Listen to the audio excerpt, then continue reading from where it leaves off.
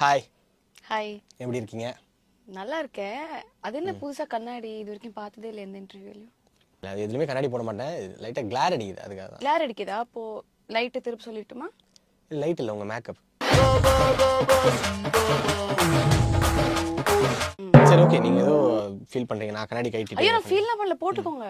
இல்ல பரவாயில்ல, நான் அட்ஜஸ்ட் பண்ணி. இல்ல கண்ணாடி இல்லாம உங்க மூஞ்சி பார்க்க முடியல அதான்.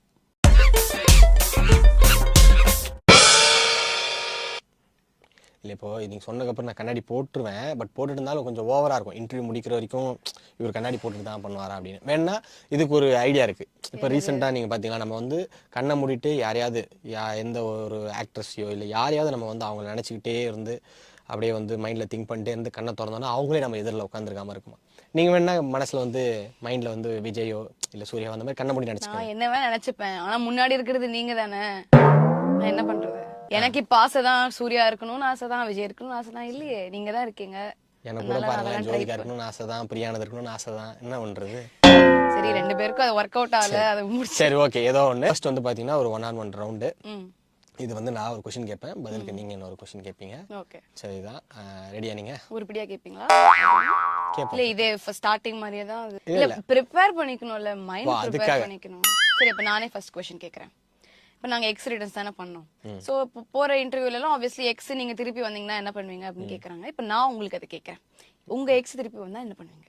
என் எக்ஸ் எல்லாம் வந்து வாய்ப்பு இல்லை திரும்ப வருதுங்க. அப்படியே ஒரு வேலை வந்தாங்கன்னா அவங்க கையை வந்து காலாக நினச்சி நீ விட்டுட்டு போன ஒவ்வொரு நாள்ல இருந்தும் ரொம்ப சந்தோஷமா இருக்கு, தயவு செஞ்சு வந்துடாத, போய் தொலை அப்படின்னு சொல்லுங்க.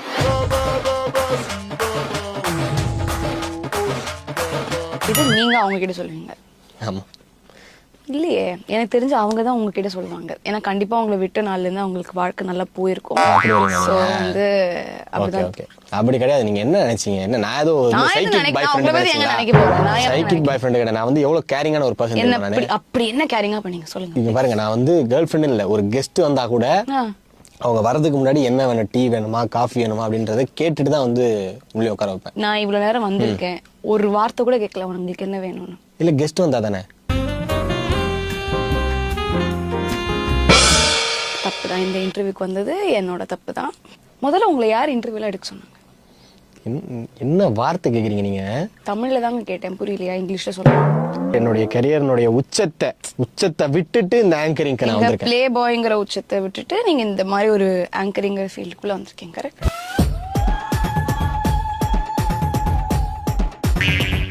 கரெக்டா?